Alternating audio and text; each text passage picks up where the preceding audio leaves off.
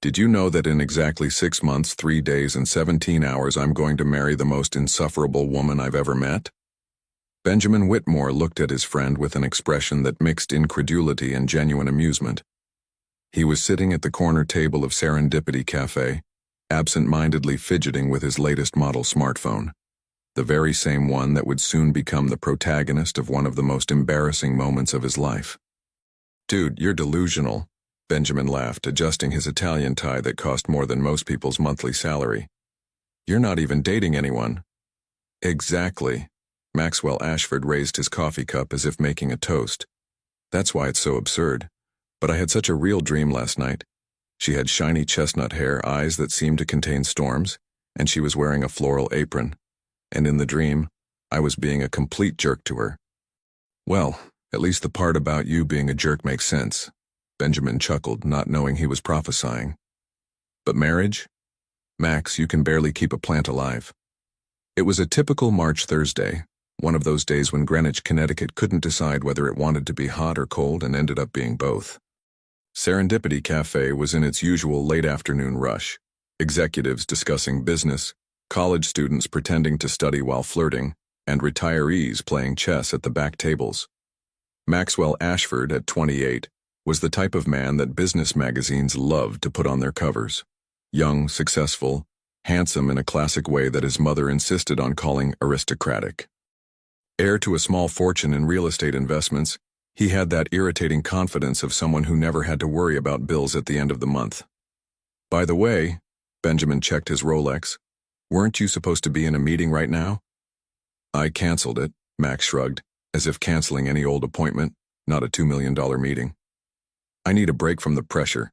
Sometimes I feel like everyone around me just wants something from me, you know? Money, contacts, favors." It was at that moment that Hope Sinclair appeared beside the table, order pad in hand and a professional smile that hid the exhaustion of someone who had already been on her feet for 8 hours. "Good afternoon. Can I get you gentlemen anything else?" Hope was 26 and had that natural beauty that didn't need much effort to shine. Chestnut hair pulled back in a somewhat messy bun, some rebellious strands framing a face with delicate features. Her hazel eyes had a liveliness that contrasted with the cafe's simple uniform: white shirt, black skirt, and the famous floral apron that had appeared in Maxwell's dream. But Max was too busy complaining to really look at her. "Look at that," he sighed dramatically. "Even the waitress wants something from me. I can't even have a coffee in peace without someone bothering me." Hope blinked, confused. "I'm sorry, sir. I just asked if you wanted anything else. It's part of my job." "Your job," Max repeated, finally looking at her with that expression of superiority he'd learned in boardrooms, "is to serve coffee and not bother customers with obvious questions." Hope's smile faltered. Benjamin shifted uncomfortably in his chair, whispering a "dude." That was completely ignored. "I understand," she said, her voice a bit more tense. "I apologize if I bothered you. And since we're talking about work," Max continued, apparently deciding to take out all his frustrations on the wrong person, "how about doing yours right? This table is a mess. The sugar ran out 10 minutes ago, and frankly, a more convincing smile wouldn't kill anyone." It was as if the air in the cafe had become heavier. Conversations at nearby tables lowered in volume. Benjamin covered his face with his hands, muttering something that sounded like a prayer. Hope stood still for a moment that felt like an eternity, processing the public humiliation she had just suffered. Her eyes sparkled, not with admiration or charm, but with a mixture of anger and contained tears. "You know what?" she said, her voice trembling but firm. "You're absolutely right. I really should do my job properly." And then, in a movement that would be forever engraved in the memory of everyone present, Hope grabbed Maxwell's iPhone from the table and, with all the strength she could muster, threw it onto the cafe's marble floor. The sound of the device shattering was deafening in the silence that had settled. The screen fragmented into 1,000 pieces, scattering across the floor like expensive, useless confetti. "There," she said, taking off her apron and throwing it over the wreckage. "Now you won't be bothered by obvious questions anymore. Or by me. Ever again." And she left, leaving behind a cafe in absolute silence, a slack-jawed Benjamin, and a completely stunned Maxwell Ashford, staring at the remains of his phone as if seeing the consequences of his own actions for the first time. "Dude," Benjamin finally managed to articulate, "I think you just met the woman from your dream." Max looked at his friend, then at the wreckage on the floor, then at the door through which Hope had exited. And for the first time in a long time, he had absolutely nothing to say. The cafe's silence was broken by the sound of slow clapping. An elderly lady at the next table was applauding, a satisfied smile on her face. "Serves him right," she said loud enough for Max to hear. "That girl has backbone." And so began the most unlikely love story in Greenwich, with a broken phone, a wounded ego, and the absolute certainty that sometimes dreams can be warnings from destiny. Maxwell Ashford had never realized how many brunettes worked in Greenwich until he started looking for one specific woman with storm-colored eyes and a talent for phone destruction.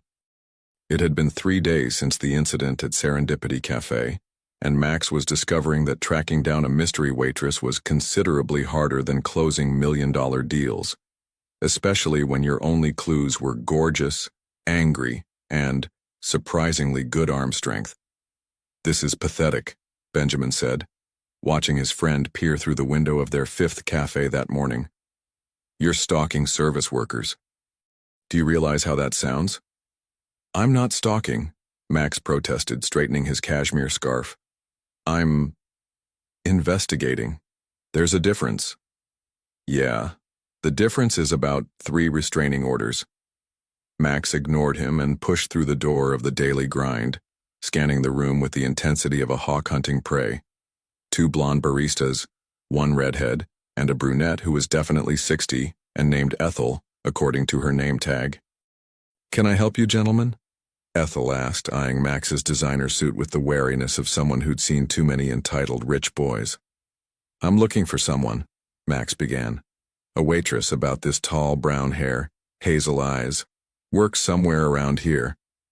"Honey," Ethel interrupted, "that describes half the service industry in Connecticut. Got anything more specific?" Max's face heated. She destroyed my phone?" Ethel's eyebrows shot up. "Oh, you're that guy. The one from Serendipity." She leaned closer conspiratorially. "Word travels fast in our circle, sweetie. That girl's become something of a legend." "A legend?" "Hope Sinclair.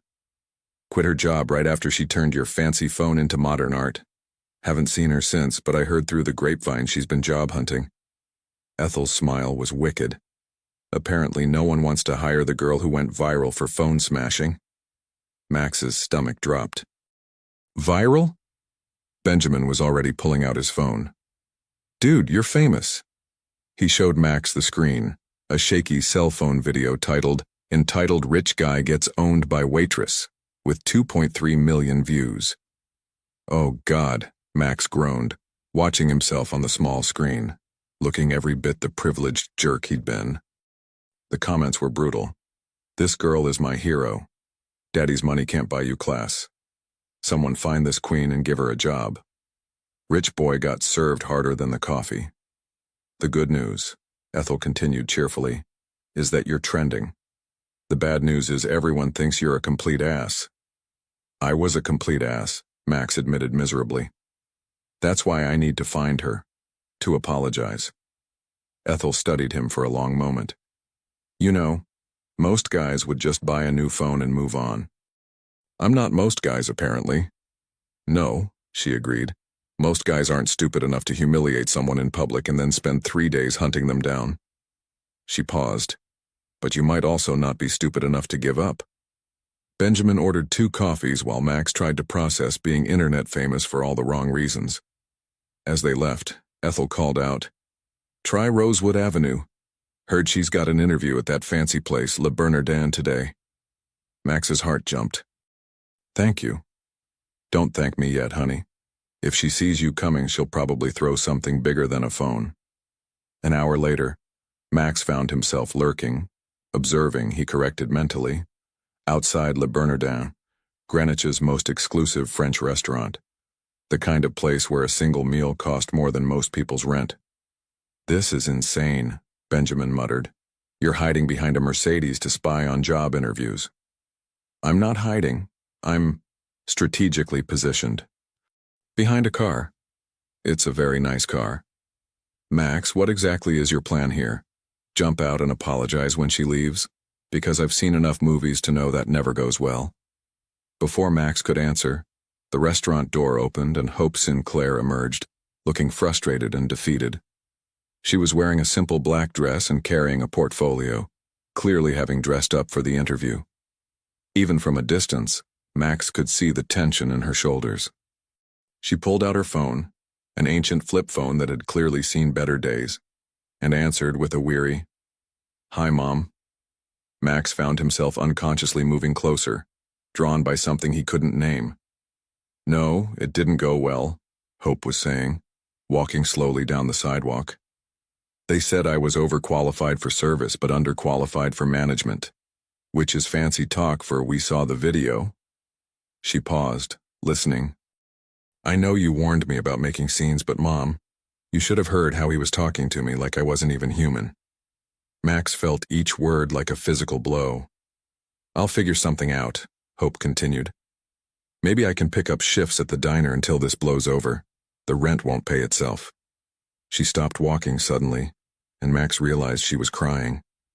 Not dramatic sobs, just quiet tears of frustration and exhaustion. She wiped her eyes quickly and took a shaky breath. I have to go, Mom. I'll call you tonight. As she hung up and started walking again, Max made a decision that surprised even him. He stepped out from behind the Mercedes. Hope. She spun around, and when she saw him, her expression went through a rapid evolution. Surprise, recognition, and finally fury. Are you following me? She demanded, clutching her portfolio like a shield. Yes, Max said, because he'd learned that honesty was probably his only shot. I mean, not in a creepy way. In an apologetic way. There's a difference? I really hope so, because I need to apologize to you. Hope stared at him for a long moment, taking in his expensive suit, his perfectly styled hair, his obvious wealth. Let me guess. Your lawyers told you to clean up your image before the video gets picked up by major news outlets? No lawyers, Max said quietly. Just me, trying to figure out how to say I'm sorry to someone who has every right to hate me. I don't hate you, Hope said, and Max felt a flicker of hope until she continued. I just think you're everything that's wrong with people who have too much money and too little character. Ouch, but fair. You're right, Max said. You're absolutely right. I was awful to you and you didn't deserve it. I was having a bad day and I took it out on someone who was just trying to do her job. Someone who was being kind to me. Hope's grip on her portfolio loosened slightly. And you think saying sorry makes it better? No, Max admitted. But I hope it's a start. They stood there in the afternoon sunlight, the weight of viral fame and wounded pride hanging between them like a bridge that might collapse or might, just might, hold them both. I cost you your job, Hope said finally. I cost myself my reputation, Max replied. You just helped me see what I'd become. And for the first time since the incident, Hope Sinclair almost smiled. Almost. Maxwell Ashford was many things: heir to a fortune, internet meme, destroyer of phones through proxy. But apparently he was also the kind of man who could make a woman's mouth fall open in the middle of a Greenwich sidewalk with a single sentence. I want to hire you. Hope blinked. Once. Twice. Then tilted her head like a confused golden retriever. I'm sorry, what? As my assistant. Personal assistant. Executive assistant. Whatever title makes you feel comfortable. Benjamin, who had been lurking nearby pretending to check his watch, nearly choked on his own spit. Max, what are you doing? Something that's either brilliant or the stupidest thing I've ever done, Max replied, his eyes never leaving Hope's face. And considering my track record lately, the odds aren't great. Hope stared at him for a long moment, then started laughing. Not the kind of laugh that meant she thought it was funny. The kind that meant she thought he'd lost his mind. You want to hire me, she repeated slowly, as your assistant? The same you who insulted me in front of an entire cafe? The same me who turned your phone into expensive gravel? The very same. And why exactly would you want someone who clearly hates you handling your schedule and answering your calls? Max ran a hand through his hair, suddenly looking younger and far less sure of himself. Because in 3 days of looking for you, I've learned more about myself than I have in the past 3 years. And none of it was flattering. Hope's laughter died. Go on. You know what I found out? That half the service workers in Greenwich know my name and not in a good way. That I tip poorly. That I'm impatient. That I treat people like they're invisible unless they're useful to me. He took a breath. I found out that I've become exactly the kind of person I used to make fun of. And you think hiring me will fix that?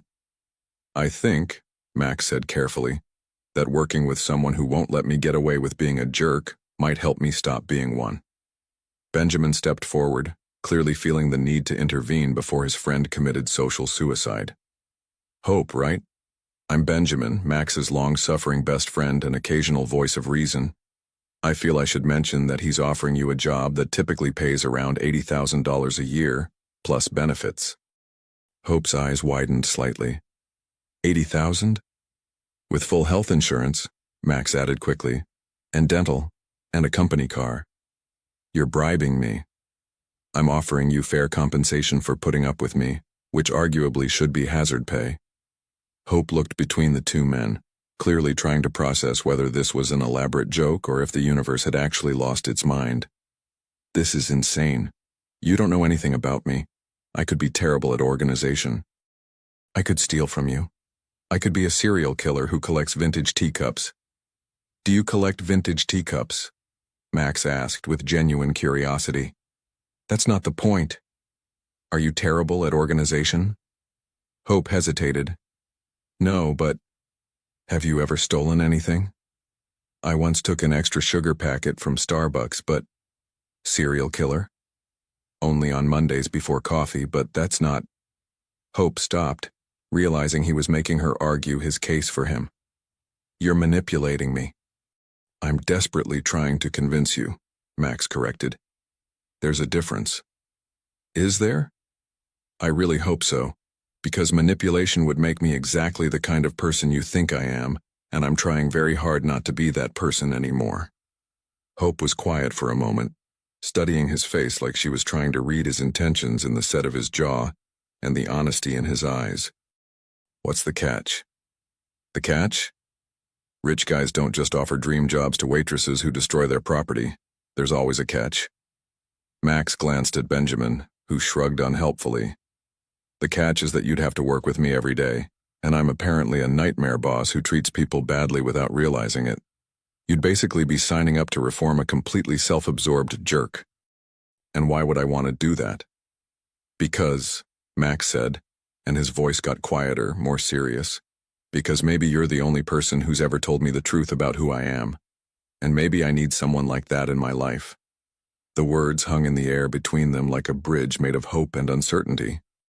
Hope felt something shift in her chest, something that had nothing to do with job security and everything to do with the way Maxwell Ashford was looking at her like she might be the answer to a question he hadn't known he was asking. This is crazy, she said finally. Completely insane, Max agreed. I don't even like you. That makes you perfect for the job. I made you internet famous for being a jerk, which gives you excellent leverage for keeping me in line. Hope felt herself wavering and she hated it. She hated that this ridiculous man with his ridiculous offer was making her want to say yes. She hated that she needed the money badly enough to consider working for someone who had humiliated her. But mostly, she hated that part of her was curious to see if Maxwell Ashford was capable of being better than he was. If I said yes, she said slowly, and I'm not saying I am, but if I did, there would be conditions. Max's face lit up like Christmas morning. Name them. First, I get to redecorate your office. If I'm going to spend 8 hours a day somewhere, it's not going to look like a morgue decorated by robots. Done. Second, you learn the names of everyone who works in your building. Everyone. From the CEO to the night janitor. Agreed. Third, if you ever speak to me or anyone else the way you spoke to me at Serendipity, I quit. No notice, no explanation, I just walk out. Fair enough. And fourth. Hope's eyes sparkled with something that might have been mischief. You buy lunch for the entire staff at Serendipity Cafe every Friday for the next month, as an apology for your behavior. Max winced slightly at the thought of facing that particular audience again. Every Friday? Every Friday. Deal. He held out his hand. Partners in making me a better human being? Hope looked at his outstretched hand, then at his face, then back at the hand. This is the stupidest decision I'm ever going to make. Probably, Max agreed cheerfully. And Hope Sinclair, who had never made a stupid decision in her life, shook Maxwell Ashford's hand and officially became the most unlikely employee in Greenwich, Connecticut. Benjamin watched the handshake with a mixture of fascination and terror. I feel like I should document this moment, he said. It's either the beginning of a beautiful partnership or the most expensive mistake Max has ever made. Why not both? Hope asked. And for the first time since the incident, she smiled. A real smile. And Maxwell Ashford realized he was in much more trouble than he'd thought. Maxwell Ashford's office had always been his sanctuary. All glass, steel, and expensive leather, designed to intimidate and impress. It was the kind of space that whispered, "I'm important," in 12 different languages. Which was why he was completely unprepared to walk in Monday morning and find Hope Sinclair rearranging his furniture with the focused intensity of a general planning a siege. What? He said carefully, watching her drag his $15,000 Italian leather chair across the room. Are you doing? Redecorating, Hope replied without looking up. She was wearing a crisp white blouse and navy skirt that somehow managed to look both professional and rebellious. As per our agreement. I thought you meant adding a plant or something. Oh, I'm adding plants, lots of plants, but first, this furniture arrangement is all wrong. You've got your desk facing the wall like you're in timeout. How are you supposed to connect with people when you're literally turning your back on them? Max watched in horrified fascination as she continued her assault on his carefully curated workspace. Hope, that desk has been positioned there by a professional interior designer. Well, your professional interior designer clearly never had to work in here, Hope said, now attempting to move his mahogany desk. This setup screams I'm too important to make eye contact. No wonder people are intimidated by you. People are supposed to be intimidated by me. I'm a CEO. Hope paused and gave him a look that could have melted steel. Maxwell Ashford, if you have to intimidate people to get respect, you're not getting respect. You're getting fear. And there's a big difference. Before Max could formulate a response to that particular truth bomb, his secretary knocked on the door. Margaret Whitfield had been with the company for 15 years and had the diplomatic skills of a UN ambassador and the protective instincts of a mother bear. Mr. Ashford, your 9 o'clock is here and I have to ask, is everything all right? There's a woman in your office who appears to be redecorating. Margaret, meet Hope Sinclair, my new assistant. Hope, this is Margaret, who basically runs this place. Hope immediately stopped wrestling with the desk and extended her hand. It's so nice to meet you. I've heard amazing things about you from the security guard downstairs. Danny, right? He said you always remember his birthday. Margaret's professional mask slipped into something resembling surprise. You talked to Danny? Of course. He's delightful. Did you know his daughter just got into nursing school? He's so proud. Hope beamed. I'm hoping to meet everyone in the building this week. Max has some catching up to do in the people skills department. Max felt heat creep up his neck. He'd worked in this building for 3 years and couldn't have picked Danny out of a lineup if his life depended on it. I see, Margaret said slowly, her eyes moving between Hope and Max with barely concealed amusement. Well, Miss Sinclair, your 9 o'clock appointment is waiting. It's the Pembroke Industries meeting. Actually, Hope said brightly, could you give us 10 more minutes? I need to finish setting up Max's workspace for optimal human interaction. Hope, Max said through gritted teeth, Pembroke Industries is a $40 million deal. Which is exactly why you need to make a good impression. Hope replied undeterred. And you can't make a good impression from behind a fortress of mahogany. Margaret looked like she was trying not to laugh. I'll let them know you'll be slightly delayed. After she left, Max turned to Hope with what he hoped was his most authoritative expression. We need to establish some boundaries. You can't just rearrange my office and delay my meetings. Why not? Because I'm your boss. Are you? Hope tilted her head with innocent curiosity that fooled exactly no one. Because if I remember correctly, you hired me to help you stop being a jerk. That's what I'm doing. By moving my furniture? By creating an environment where you can actually connect with people instead of hiding behind a desk, like some corporate villain in a bad movie. Max opened his mouth to argue, then caught sight of himself in the mirror across the room. Standing behind his massive desk, arms crossed, scowling at a woman who was half his size and twice as stubborn as he was. He looked exactly like a corporate villain in a bad movie. Fine, he said, slumping slightly. But can we at least get through this meeting before you redecorate the rest of my life? Hope's face lit up with victory. Deal. But I'm coming with you. What? Why? Because part of being your assistant is assisting. And part of assisting is making sure you don't accidentally insult potential business partners. I don't insult business partners. Hope raised an eyebrow and pulled out her phone, scrolling through what appeared to be a very long list. According to my research, last month you told the Henderson Group their proposal was charmingly naive. You asked the Taylor Corporation if they were serious about those numbers, and you described Morrison Enterprises' marketing strategy as aggressively mediocre. Max stared at her. When did you have time to research all that? I'm very thorough, Hope said smugly. It's one of my best qualities, right after my ability to throw expensive electronics. Despite himself, Max felt his mouth twitch. Are you ever going to let me live that down? Not a chance, Hope grinned. Now come on, let's go make some friends. The Pembroke Industries meeting was a revelation, though not in the way Max had expected. Hope sat quietly in the corner, occasionally taking notes but mostly observing with the intensity of a scientist studying a particularly interesting species of bacteria. The meeting went well, better than well actually. The Pembroke team seemed more relaxed than usual, probably because Max's desk was no longer creating a physical barrier between them. He found himself leaning forward, making eye contact, actually listening instead of just waiting for his turn to talk. It wasn't until after they'd left that Hope delivered her verdict.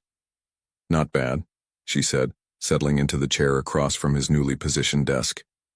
Your handshake is good, you made decent eye contact, and you only interrupted them twice.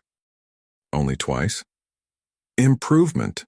Last week's meeting notes show you interrupted the Morrison team 7 times. Hope consulted her ever-present notepad. Though we need to work on your listening face. My what? Your listening face. Right now, when people are talking, you look like you're mentally calculating how much money they're wasting by breathing your air. Max felt his face heat. I do not. You absolutely do. It's like this. Hope arranged her features into an expression of polite boredom mixed with mild disdain. It was disturbingly accurate. I don't look like that, Max protested weakly. Maxwell Ashford, Hope said, leaning forward with the patience of a kindergarten teacher. You literally checked your watch 3 times during Mr. Pembroke's presentation about his daughter's soccer team. He was talking about soccer for 10 minutes. He was sharing something important to him with someone he's considering doing business with. That's called relationship building. You might want to try it sometime. Max slumped in his chair, feeling like he was being gently but thoroughly dismantled by someone who'd been on the job for exactly 4 hours. Is there anything I do right? He asked, only half joking. Hope's expression softened. You're here, aren't you? You're trying. That's more than most people in your position would do. Most people in my position don't have viral videos of them being terrible human beings. No, Hope agreed. But most people in your position also don't hire the person they wronged to help them be better. That takes either courage or stupidity, and I'm still deciding which.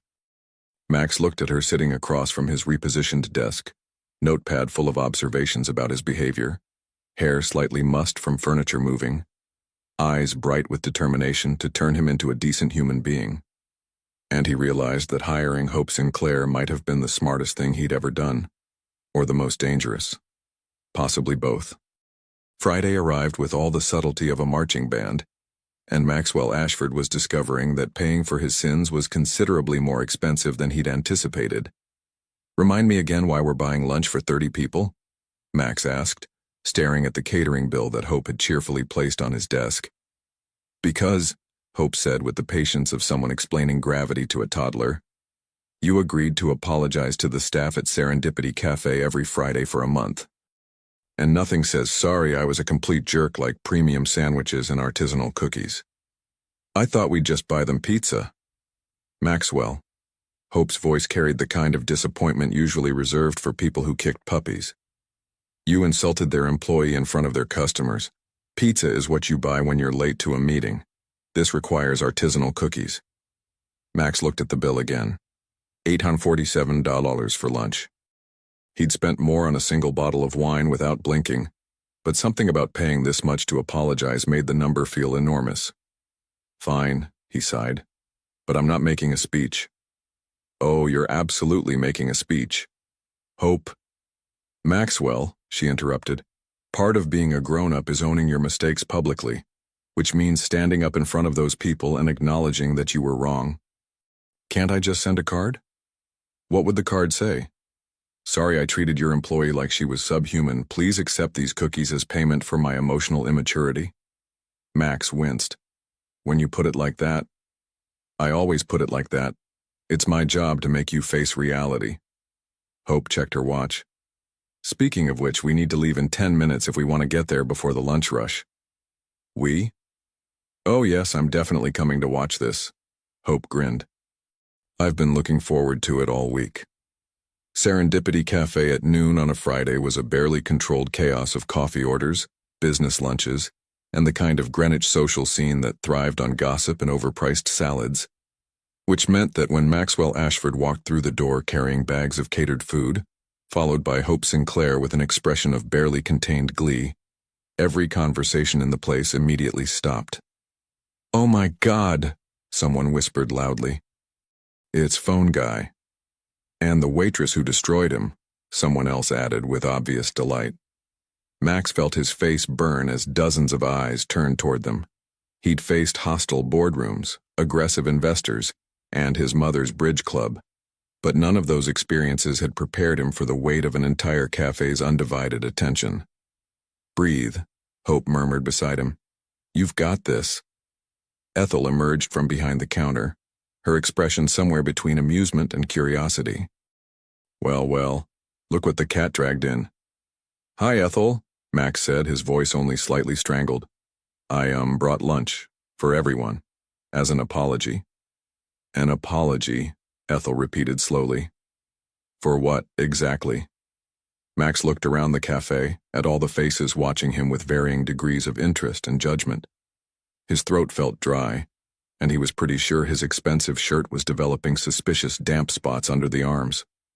"For being," he began, then stopped. This was harder than any presentation he'd ever given. "For being the kind of person who treats service workers like they're invisible. For being rude to your staff. For being—" He glanced at Hope, who nodded encouragingly. "For being a complete ass." A murmur rippled through the cafe. Someone in the back started a slow clap, but it died quickly. "And," Max continued, gaining momentum, "for creating a situation that cost someone their job. Someone who was just trying to do her work and didn't deserve to be treated the way I treated her." "Damn right she didn't," called out a voice from the corner booth. "So," Max said, raising his voice slightly, "I brought lunch for everyone, and I wanted to say that I'm sorry, and that I'm trying to be better." The silence that followed was deafening.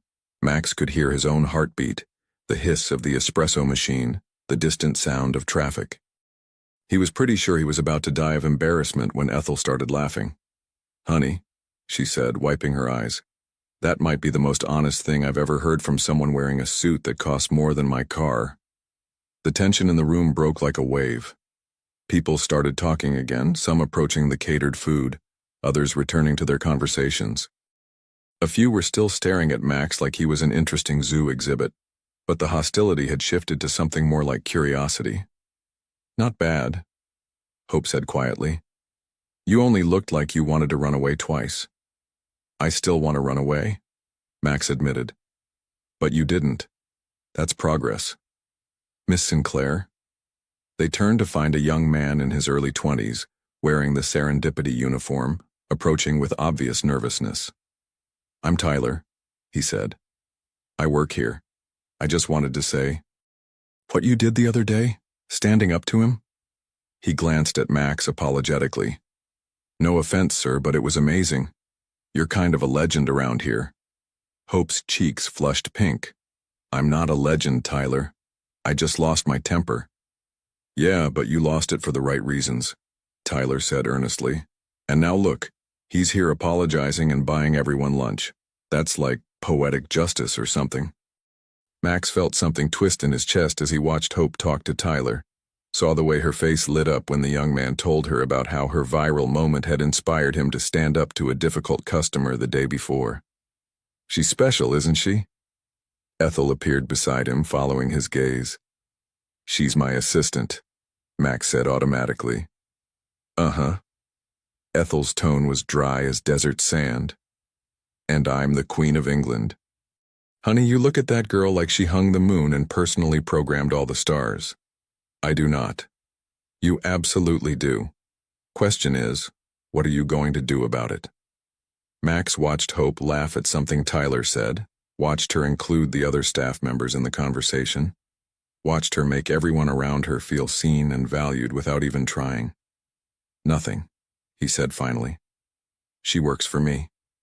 It would be inappropriate." "Inappropriate," Ethel repeated. "Or scary. What's that supposed to mean?" "Means maybe you're not as reformed as you think you are," Ethel said gently.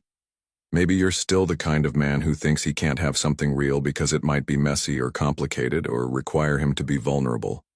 Before Max could respond, Hope reappeared at his side, practically glowing with happiness. "That went really well," she said. "Tyler said 3 different people have asked for the catering company's information. You might have accidentally helped a local business." "Accidentally being decent," Max said. "I should put that on my business cards." "It's a start," Hope laughed. "Come on, let's get back to the office. You have a conference call at 2, and I still need to teach you how to make actual eye contact instead of staring at people's foreheads."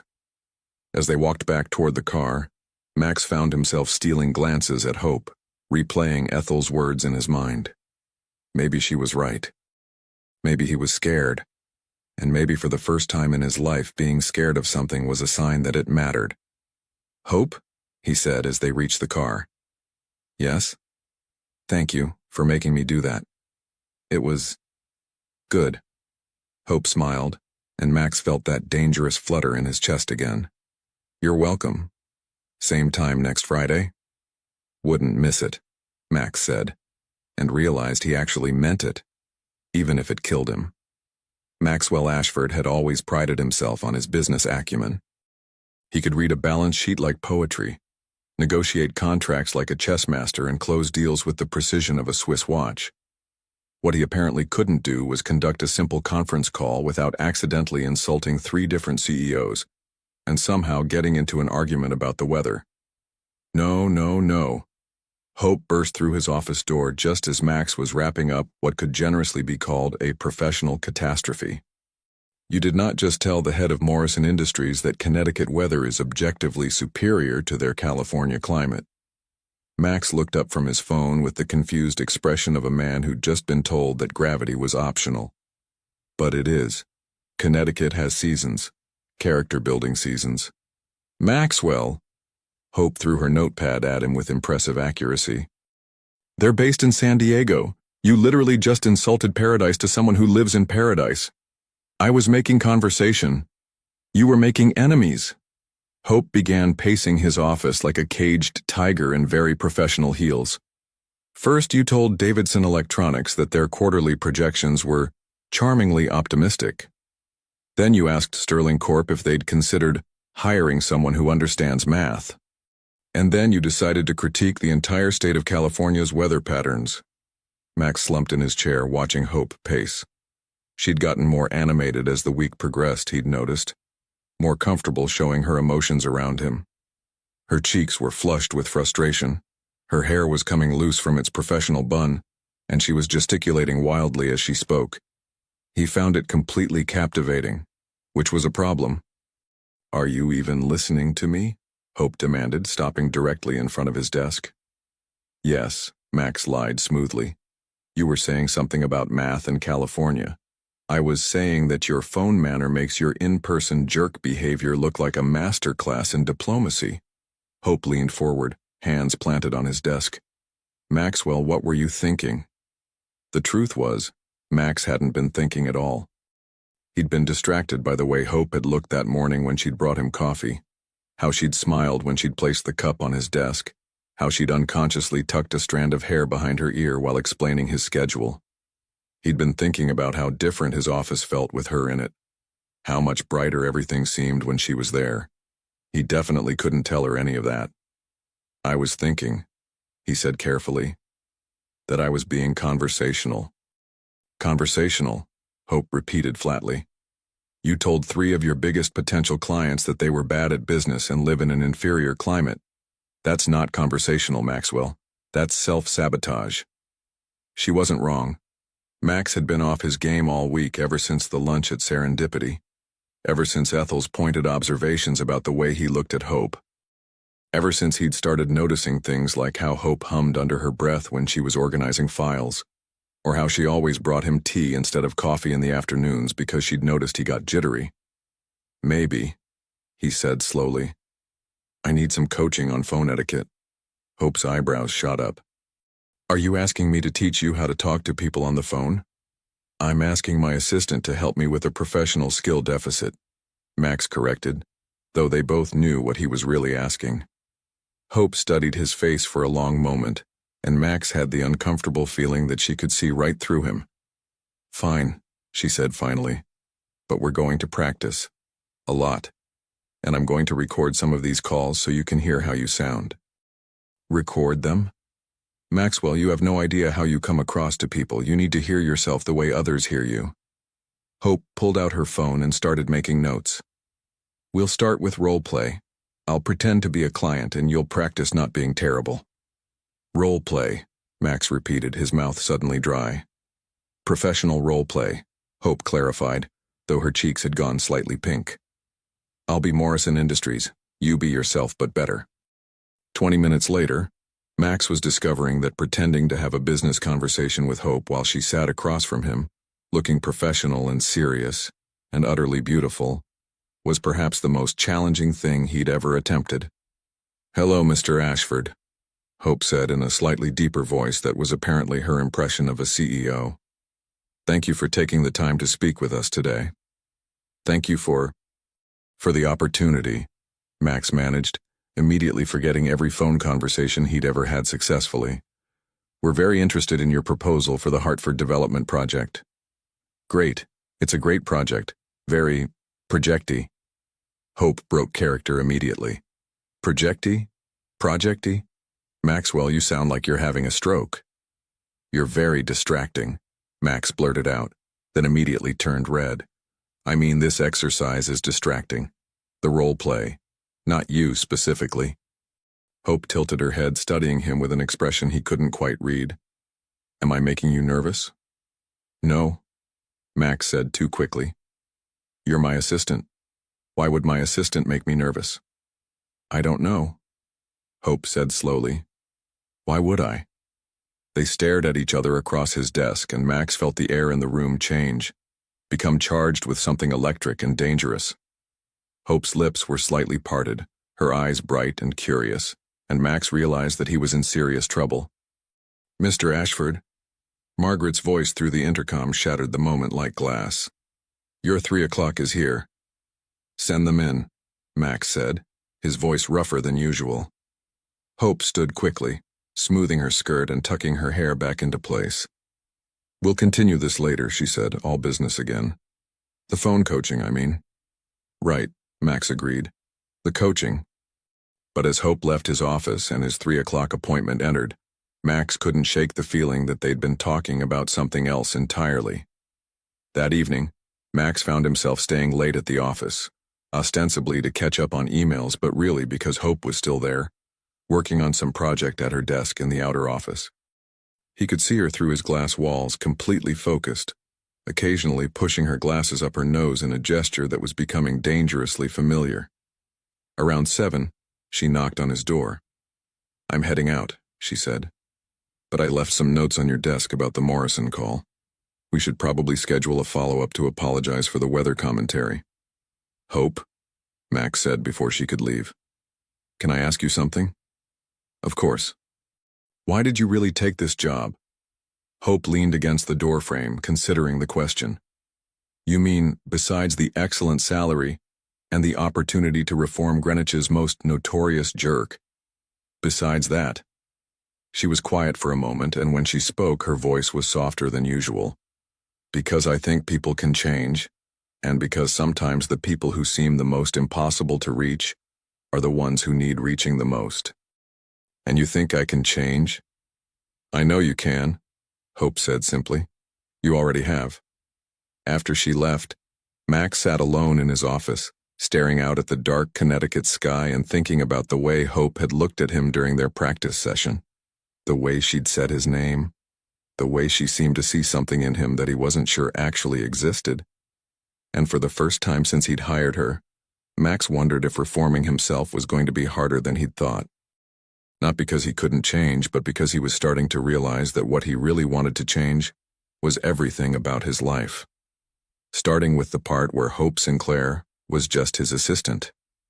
The crisis hit on a Tuesday morning like a perfectly timed natural disaster, and Maxwell Ashford was completely unprepared for it. "Sir?" Margaret's voice through the intercom carried the kind of careful neutrality that usually preceded very bad news. "Your father is here to see you." Max felt his stomach drop into his shoes. "My father? Here? Now?" "He's in the lobby, and he seems determined."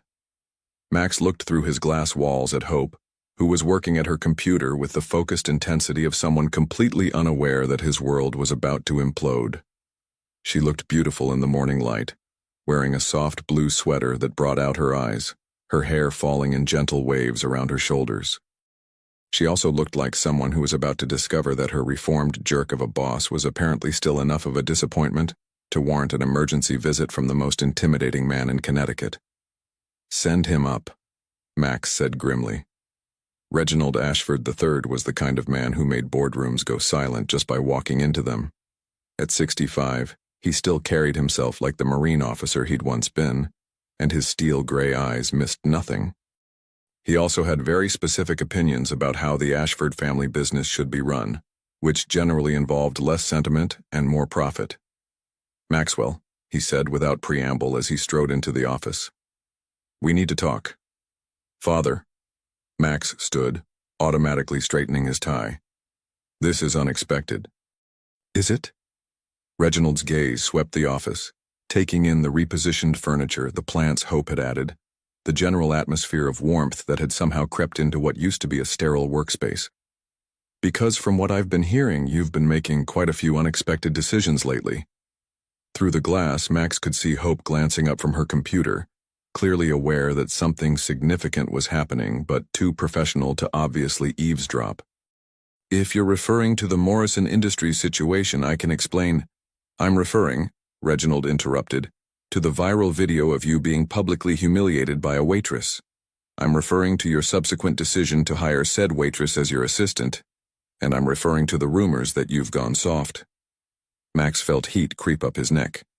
"I haven't gone soft. I've been improving my management style."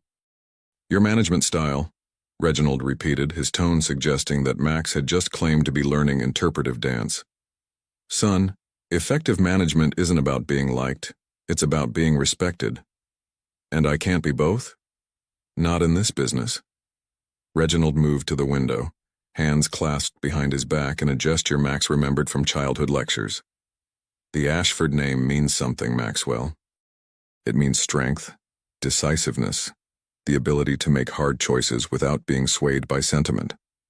"What are you saying?" Reginald turned, and for the first time, Max saw something almost like sadness in his father's eyes. I'm saying that if you can't handle the responsibilities that come with this position, perhaps it's time to consider other options. The words hit Max like a physical blow. You're threatening to remove me from the company? I'm suggesting, Reginald said carefully, that a CEO who's more concerned with hurt feelings than profit margins might not be the right fit for Ashford Industries. Max's hands clenched into fists. And what would convince you that I'm still the right fit? Fire her. The words dropped into the silence like stones into still water. Max stared at his father, certain he'd misheard. Excuse me? Fire the waitress. Today. Show me that you can make the hard decisions when they matter. Reginald's voice was calm, matter of fact, as if he were discussing the weather. Prove that you haven't let sentiment cloud your judgment. Max felt the world tilt slightly on its axis. Through the glass he could see Hope organizing files, completely unaware that her entire future was being decided in a conversation she couldn't hear. She's an excellent assistant, Max said weakly. I'm sure she is. But this isn't about her qualifications, and we both know it. Reginald moved closer, his voice dropping. Son, I've seen the way you look at her.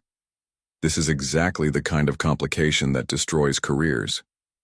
My personal feelings have nothing to do with... Don't they? Reginald's smile was sharp. You think I don't know that you've been distracted? That your performance has been inconsistent? That you've been making decisions based on what makes you feel good rather than what makes business sense? Max wanted to argue, but the words stuck in his throat. Because his father wasn't entirely wrong. He had been distracted. He had been making decisions differently. Everything about his life had changed since Hope walked into it. The Morrison situation, Reginald continued relentlessly. The weather commentary, the public apologies. These aren't the actions of a focused CEO. They're the actions of a man whose judgment has been compromised. She's helped me become a better person, Max said desperately. Perhaps, but being a better person and being an effective CEO aren't always the same thing. Reginald checked his watch. You have until the end of the day to decide, Maxwell. Fire her and prove you can prioritize business over sentiment, or I'll start making calls about your replacement. After his father left, Max sat alone in his office, staring at Hope through the glass walls. She was typing something, occasionally tucking a strand of hair behind her ear in that gesture that had become so familiar, so dear. She looked up and caught him watching, flashing him a quick smile that made his chest ache. How could he possibly choose between the company that had been his life and the woman who had made him want a different life entirely? Hey! Hope appeared in his doorway looking concerned. Everything okay? You look like you've seen a ghost. Something like that, Max managed. Want to talk about it? Max looked at her. Really looked at her. At the kindness in her eyes, the gentle concern in her voice, the way she made everything in his world brighter, just by being in it. Hope, he said slowly. How would you feel about finding a different job? The question hung in the air between them like a bomb waiting to explode. Hope's expression shifted from concern to confusion, to something that looked dangerously close to hurt. Are you firing me? She asked quietly. I'm asking if you'd be happier somewhere else. That's not the same thing as answering my question. Hope stepped into his office, closing the door behind her. Maxwell, are you firing me? Max opened his mouth to say yes, to take the easy path, to choose the company over his heart. But looking at Hope's face, seeing the trust and confusion and growing hurt in her eyes, he found he couldn't form the words. I don't know, he said finally, and the honesty in his voice seemed to surprise them both. You don't know if you're firing me? I don't know if I can, Max admitted. I don't know if I'm strong enough to watch you walk out that door and never come back. Hope went very still. Maxwell, I know, he said quickly. I know this is inappropriate and unprofessional and exactly the kind of thing that ruins working relationships, but Hope, I can't pretend anymore that you're just my assistant. What are you saying? Max stood, moving around his desk until he was standing directly in front of her. I'm saying that somewhere between you throwing my phone on the floor and teaching me how to be a decent human being, I fell completely, hopelessly in love with you. The words hung between them like a bridge, beautiful, terrifying, and impossible to take back.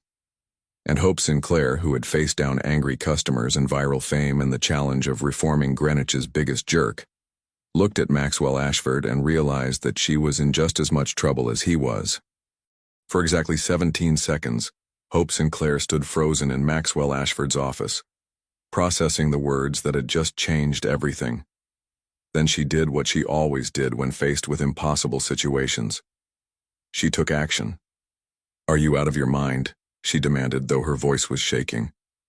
"Probably," Max admitted, "but I'm tired of pretending I'm not." "Maxwell, you can't just declare you're in love with me in the middle of your father giving you ultimatums." "Why not?" "Because..." Hope gestured helplessly at the office, at the world, at the impossibility of it all. "Because this is real life. Because people don't fall in love with their assistants in real life. Don't they?" Max stepped closer, and Hope could see something in his eyes she'd never seen before. Not the polished confidence of a CEO, or the desperate uncertainty of a man trying to change, but something raw and honest and completely terrifying. "Because I'm pretty sure that's exactly what happened here." Hope felt her resolve wavering. "Your father wants you to fire me. My father wants a lot of things. Most of them involve me being exactly the kind of person you've been trying to help me stop being. And if you don't fire me, you lose the company." "Maybe." "Maybe?" Hope's voice climbed an octave. "Maxwell, this is your family's business. This is everything you've worked for." "No," Max said quietly. "Everything I've worked for is standing right in front of me, telling me all the reasons why I should walk away from the best thing that's ever happened to me." Hope felt tears sting her eyes, which was ridiculous because she never cried over men who made her life complicated. "This is insane." "Yes, it is. We barely know each other. I know you hum when you're organizing files. I know you always bring me tea instead of coffee in the afternoons because you noticed I get jittery. I know you care more about other people's feelings than your own safety. And I know you're brave enough to throw phones at jerks who deserve it. That's not enough to build a relationship on, isn't it?" Max reached up and gently tucked a strand of hair behind her ear, the gesture so tender that Hope forgot how to breathe. "Hope, you've seen me at my absolute worst and you stayed. You believed I could be better when I didn't believe it myself. If that's not enough to build something on, then I don't know what is."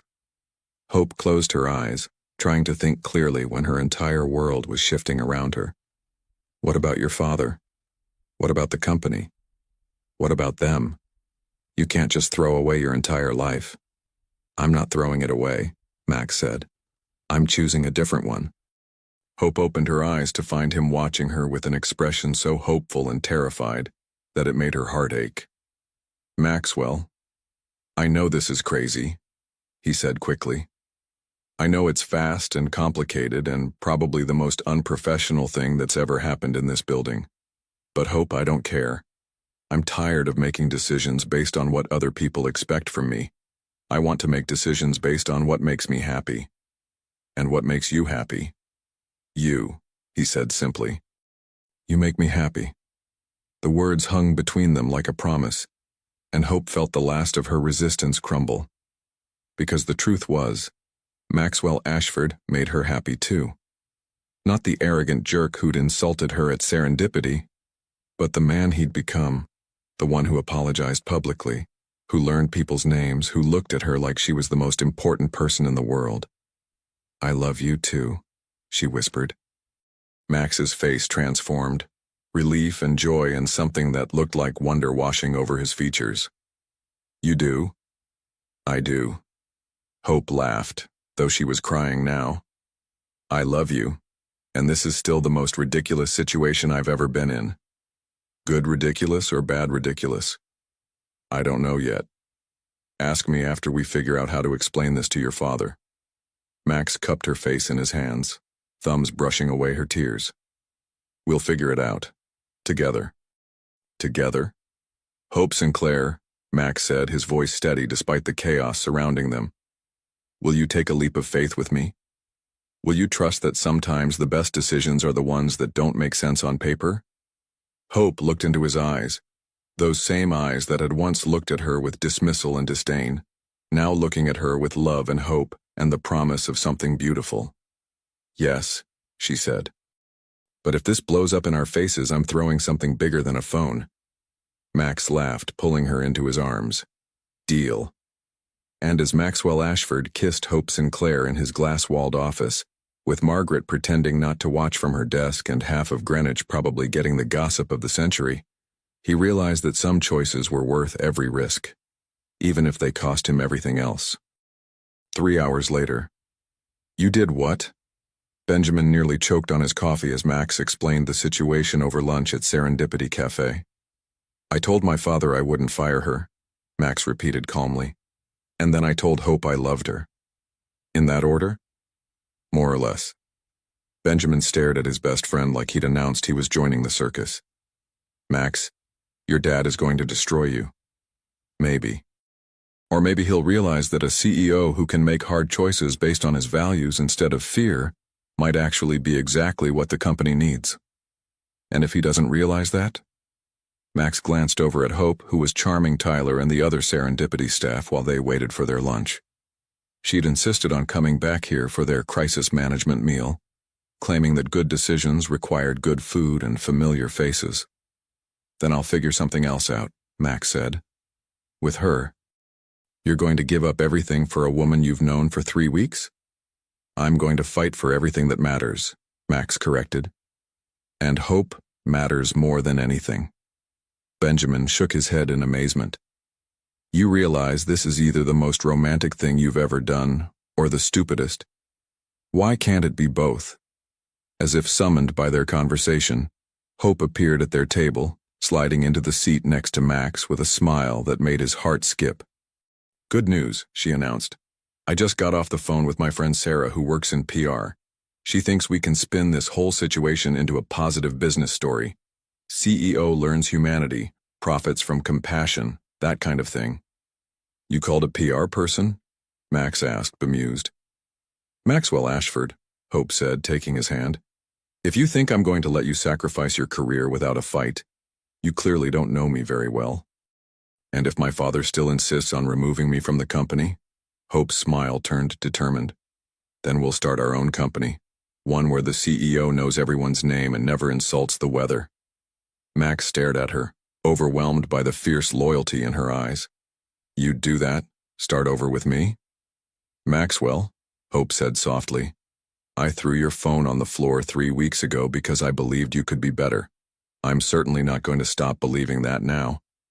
And sitting in the cafe where their story began, surrounded by people who'd witnessed both his worst moment and his redemption, Maxwell Ashford realized that sometimes the most important business decision a man could make had nothing to do with profit margins or family expectations. Sometimes it had everything to do with love. Epilogue, 6 months later.